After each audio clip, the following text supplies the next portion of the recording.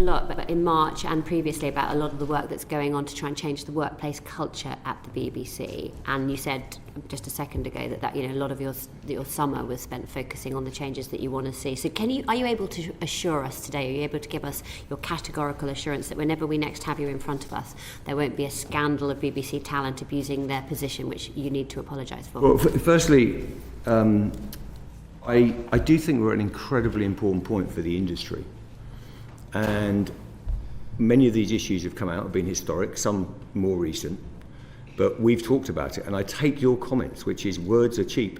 The issue is what actions and what culture are we delivering on the ground in the BBC? Now, what I would say is since, I can't remember exactly when we last met, but over the last months, if you look at the actions we've actually put in place on the Respect at Work review, I think we are at a moment where we are beginning to reset the industry. And there are very specific things I can do, Chair, in terms of the actions and grip we've taken to do that. With the learnings we've had from these historical cases where, we've had to act. And I can go through the report. If you look at the Respect at Work review, we are implementing those rigorously.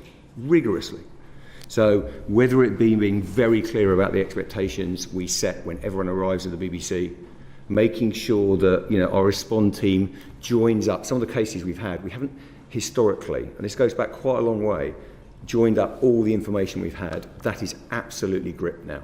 Now, can I give a categoric assurance that I'm never going to have someone abusing their power in the BBC and that we don't face issues? No, because culture is an ongoing work. I think all organisations, even this week, the work we've seen with the legal profession and others, I think we're at a moment in society where we are literally, you would have heard our campaign, calling it out, flushing out the issues, dealing with them, and being very transparent about that. Now, as an organisation, we happen to be in the public eye and have high-profile individuals.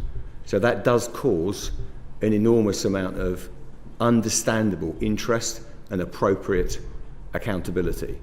But I think the BBC needs to be at the forefront of it. Last point, Chair, is, and I know you've spoken about this, I think it is really important that the BBC leads by example, but also we've had issues within independent companies. We've got, there's 23,000 people all in the BBC about that. But if you get all the freelancers working, you do have risks with third-party companies.